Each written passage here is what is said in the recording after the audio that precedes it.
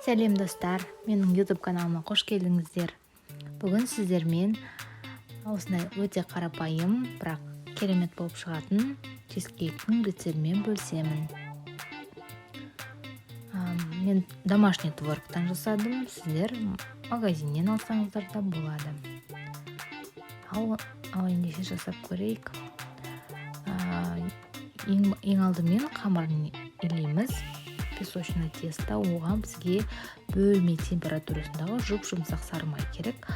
Оған аздап қант қосып, бір жұмыртқаны қосып, және де ұнымызға ең алдымен ұн қопсытқышты қосып алып, сосын електен ұнымызды өткізіп, жұмсақ қамыр илейміз.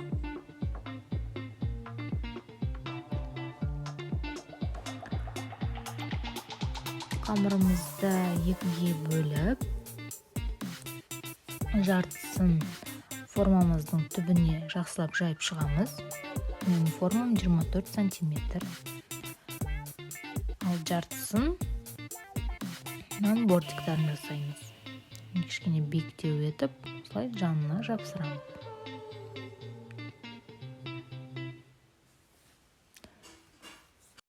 Енді оны холодильникке қойып қоямыз. Біз салмасын дайындаймыз. Творогқа қант, сметана және жұмыртқаны араластырып миксермен немесе блендермен жақсылап араластырамыз.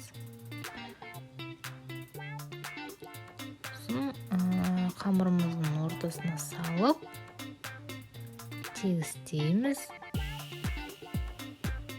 Дайын. Енді 180 градуста 40 минуттай пісіреміз. Кейін пісіріп алған соң біраз суытып қойыңыздар сол ыдысында. Әбден суыған соң ыдысынан алып,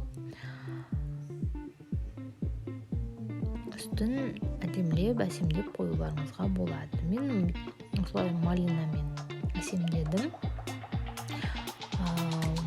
Бұл жидектеріңізді бірден салып жіберуге де болады, пісіріп жіберуге. Ал маған осылай свежий күйінде қойған ұнайды. Керемет, қарапайым, барлығы үйде бар рецепт.